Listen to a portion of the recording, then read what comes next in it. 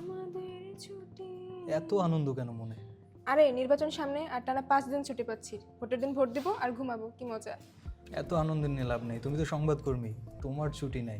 কেন? 12 ফেব্রুয়ারি তো সাধারণ ছুটি ঘোষণা করাই হয়েছে, আর 11 ফেব্রুয়ারিও তাই, আর 10 ফেব্রুয়ারিও সাধারণ ছুটির অনুমোদন দেওয়া আছে, যদিও সেটা সবার জন্য না, শুধুমাত্র শিল্পাঞ্চলে কর্মরত শ্রমিক ও কর্মচারীদের জন্য। তাহলে তো ছুটি পাচ্ছি। সেই হিসেবে তো 3 দিন হচ্ছে। ও 13 এবং 14 ফেব্রুয়ারি শুক্র এবং শনিবার, সেই হিসেবে 5 দিন। ইয়েস।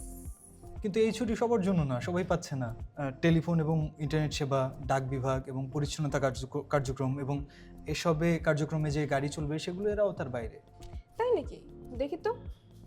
ও, আরও তো আছে, বিদ্যুৎ, পানি, গ্যাস ও জ্বালানি সরবরাহ সংস্থা, ফায়ার সার্ভিস এবং সমুদ্র ও স্থলবন্দর চালু থাকবে। এছাড়াও যেসব সরকারি ও বেসরকারি সংস্থা সরাসরি জরুরি পরিষেবার সঙ্গে যুক্ত, সেগুলোর কার্যক্রমও চালু থাকবে। এছাড়াও দেখলাম হাসপাতাল, জরুরি চিকিৎসা সেবা, চিকিৎসক এবং স্বাস্থ্যকর্মীরা এবং একই সাথে ওষুধ এবং চিকিৎসা সরঞ্জাম পরিবহন করবে যেসব যানবাহন, সেসব এইসব ছুটির আওতার বাইরে থাকবে। কিন্তু এই প্রতিষ্ঠানগুলো ছুটি পাচ্ছে না কেন?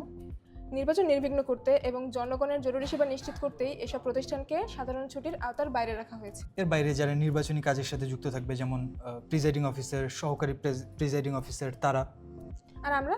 তোমার আমার মতো গণমাধ্যম কর্মীর ছুটি নেই, কারণ খবরাখবর তো আমাদেরই দিতে হবে, তাই আমাদের কোনো ছুটি নেই। যাও কাজ করো।